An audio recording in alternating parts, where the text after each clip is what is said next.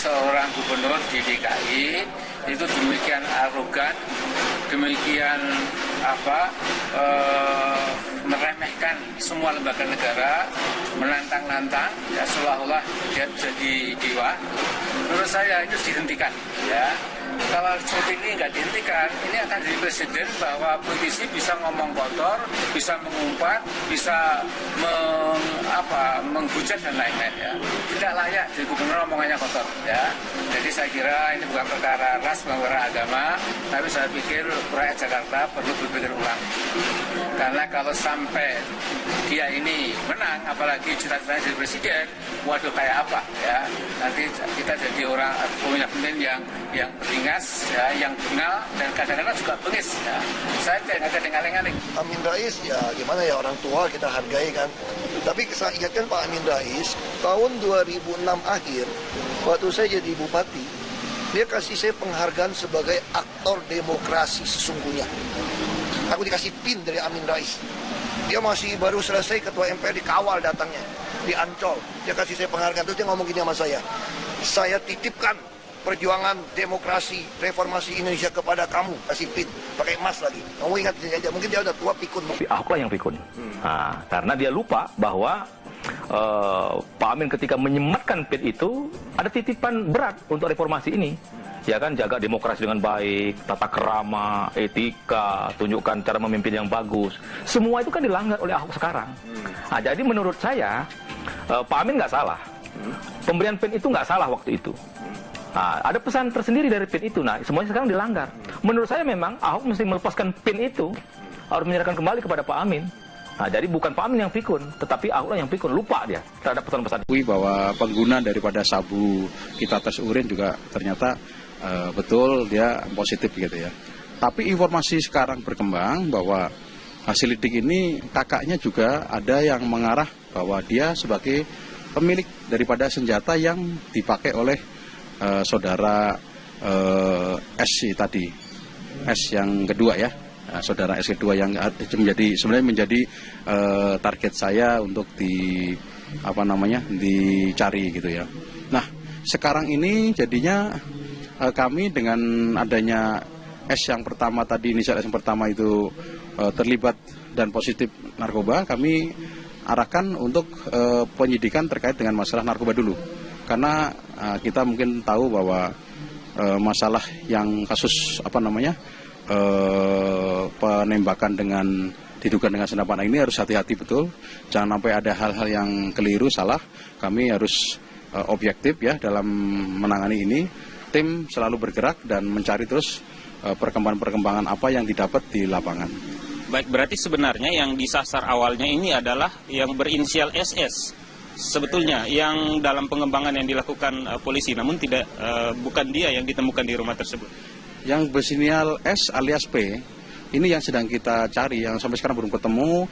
Jadi kita tahu dari mereka ini ternyata latar belakangnya dia bekerja di suatu tempat security di daerah kota ini, juga tidak masuk. Nomor HP-nya sudah tidak bisa kita cari, kita hubungi nggak bisa. Dan mereka ini ternyata S yang pertama, ada dua, ada teman lagi baru, kita pelajari biodatanya. Yang S yang kedua, alias P ini kebetulan pernah melakukan residivis, yaitu 351 ya. Baru 2 bulan keluar dari LP, sedangkan yang sekarang kita amankan ini ternyata juga berkembang terus informasi mengarah juga keterlibatan daripada yang S pertama. Jadi biodatanya pernah masuk juga di LP, kena hukuman pidana selama 8 tahun, kasus 338 pembunuhan. Baik, berarti untuk sementara memang ada titik terang bahwa meskipun ini masih dugaan ya Pak, berarti ada kemungkinan dalam pengembangannya mereka ini berpotensi sebagai pelaku, begitu ya Pak? Kami dari tim penyidik Polres ya dengan Polda semuanya tetap kita yang cari adalah mengejar alat bukti. Kita bisa masih dalam tahap menduga, tinggal kita melengkapi kelengkapan daripada kasus ini untuk mencari alat bukti yang benar-benar nanti mengarah kepada terduga tersebut. Kalau alat-alat bukti yang sudah disita dalam penggerbekan pada Jumat dini hari itu apa saja? Pertama, proyektil yang kita dapat ya.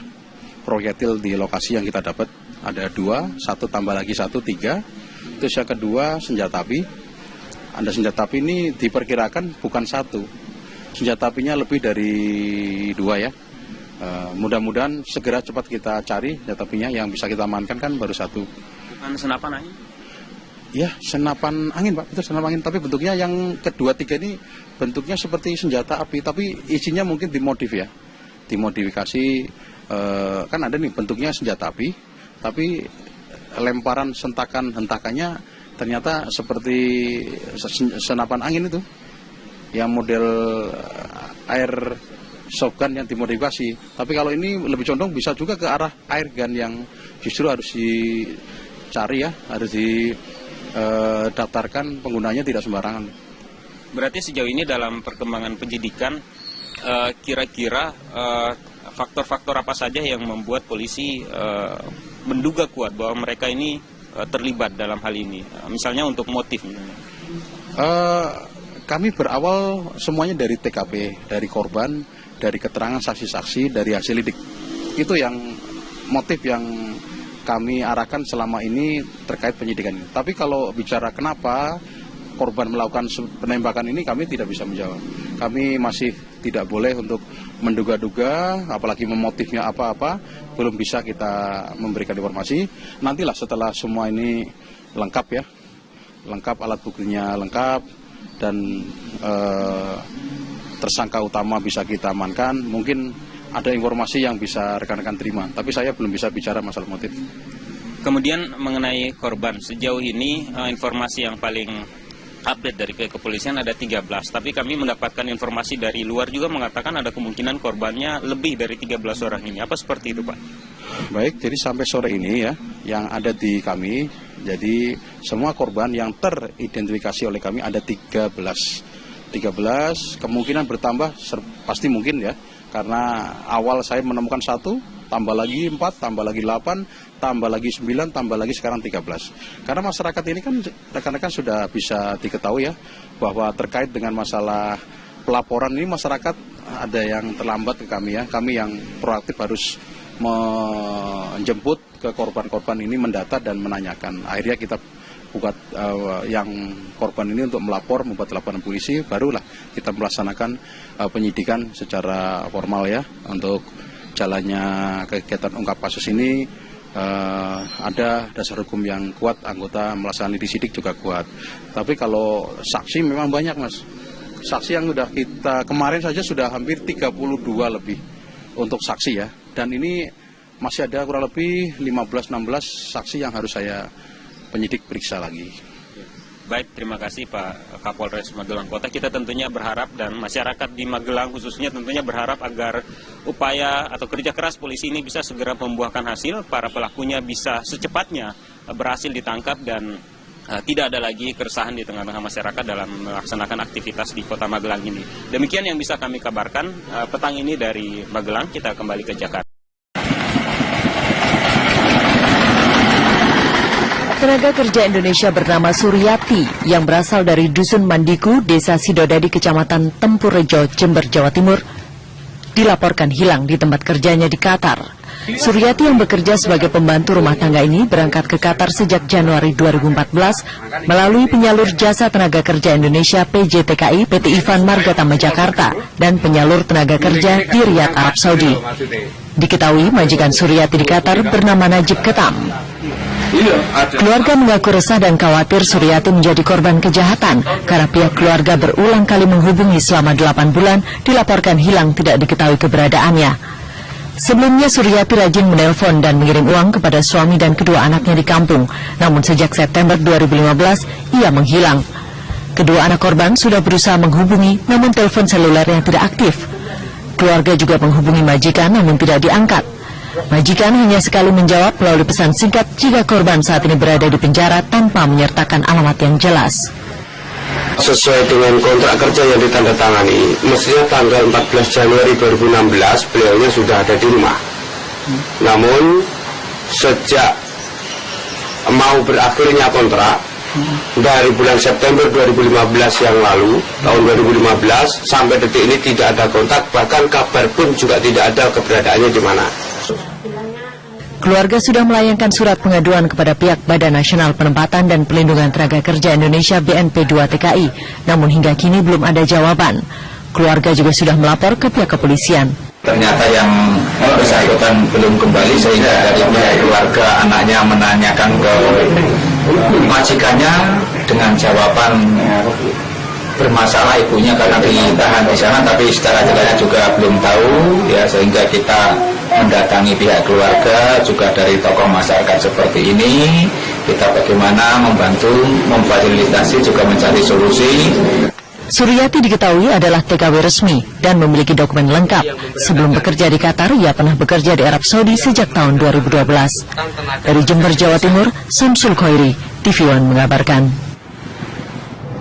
Dilanggar. Menurut saya memang Ahok mesti melepaskan PIN itu, harus menyerahkan kembali kepada Pak Amin.